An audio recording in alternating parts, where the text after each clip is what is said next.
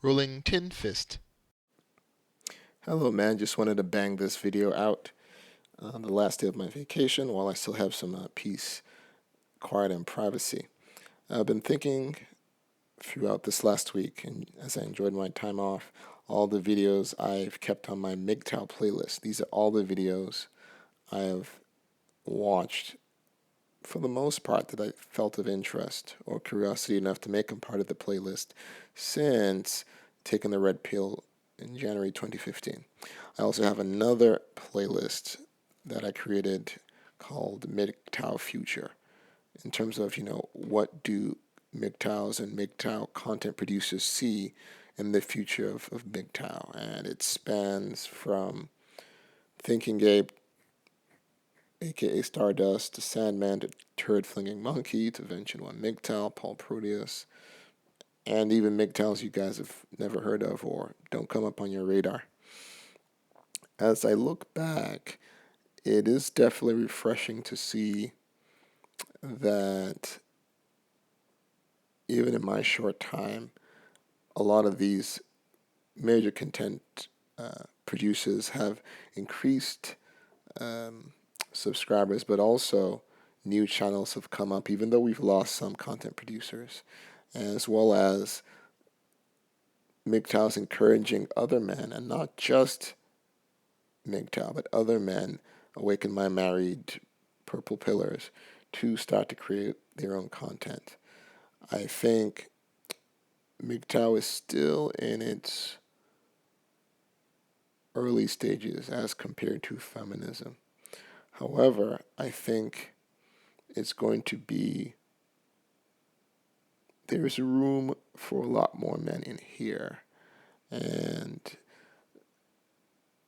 the emphasis has been on the younger men, and rightly so, because they have really the best and easiest opportunity to be MGTOW. And because they're actually the most vulnerable from a biological standpoint. So a lot of emphasis, and rightly so, has been placed on that.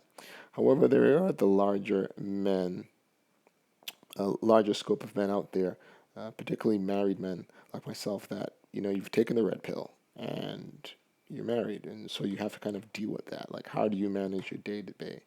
Because really, it's those men that understand firsthand the consequence of not being MGTOW, particularly as they're still in these marriages, and how to navigate that with MGTOW. For me, that's really where the power is for these men, and using the red pill strategies to kind of navigate the precarious arrangement of marriage and with children.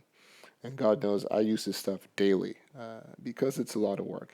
And what nobody tells you is that things like marriage and children and the responsibilities thereof of maintaining takes away time that you would otherwise be using for thinking about these things like MGTOW and the red pill. And it makes it a lot harder to pull out when you don't have that brain space to do these things. So as I think as more young men are aware of MGTOW and the red pill, and older men discover the red pill either out of frustration through divorce, through hearsay, whatever, there will be inevitably a groundswell uh, through perhaps alternative or main media that kind of puts the spotlight on MGTOW and what's going on here, for good or for ill. And I know people, MGTOW content producers, feel differently about this, but ultimately, I think we need to get all more men on board, and so I think that's where the future is.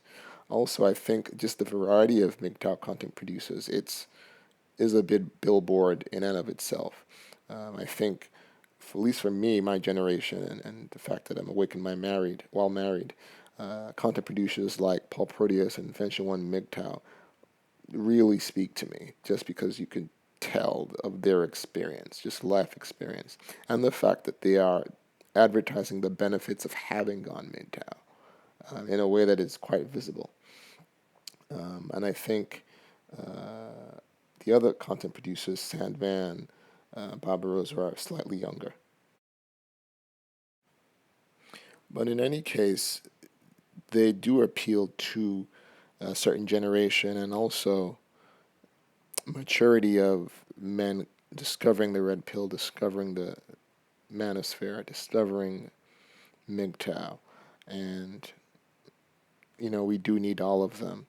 And I think it's great that we have all of them, and we do need more. And I think we do need to have more content producers uh, in the manosphere, regardless of their status as men, regardless of how many subscribers they have. It's definitely important to have them. And I know for me, still no regrets about taking the red pill. Went through the rage, went through the depression.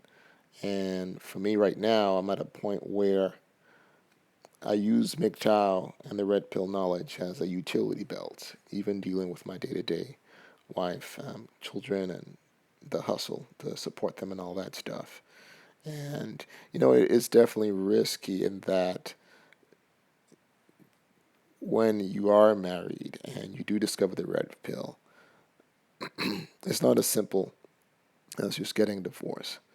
Um, you not only have to manage your internal family household dynamic, but your external dynamics as well, i.e., in laws, relatives, those in your communities, your neighbors, your church, whatever. Because it's a whole ecosystem, right?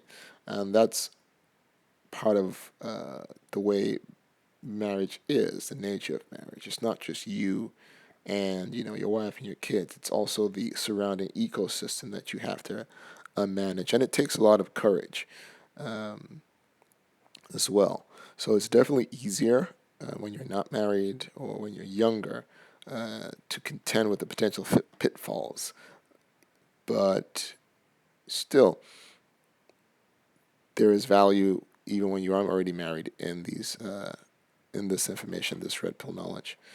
And I think that we will just need to be persevere. We'll just need to persevere as content producers, continue making stuff, continue supporting each other, continue guiding those men that are either new to MGTOW or wherever they started, to keep building a groundswell of MGTOW content, and spread it further and further till it does get out there.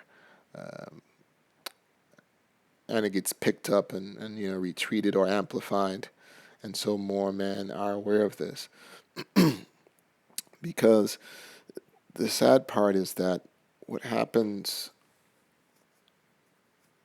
when you're an older man or a married man or a mature man, middle aged, what have you, that's when issues of suicide tend to come up more often.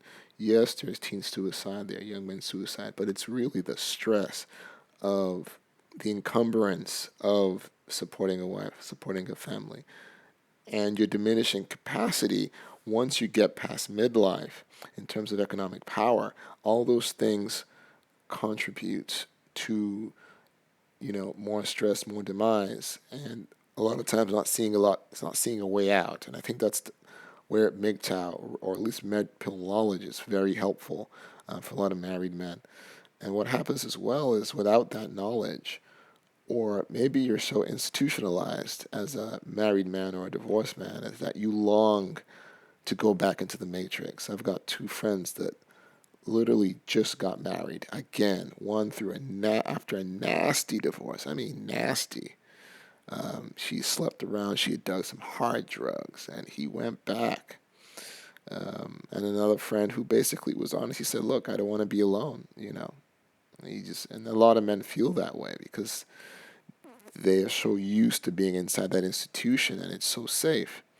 And I wish him well. I wish him my blessing, but ultimately, it's a zero-sum game. I see it. I think there is no future in marriage as it's defined in the West today. I don't see much of a future um, for folks coming into it. I think MGTOW, red pill knowledge, has upended that. And as men get aware, that system will change. Younger men will no longer sign up willfully. Older men will either check out or rearrange the arrangement in such a way that they have more freedom, more flexibility, and can manage otherwise stressful situation. So let me know your thoughts in terms of what you see as the future of MGTOW, red pill knowledge, and where it might take men. Dum, dum, dum, dum, dum.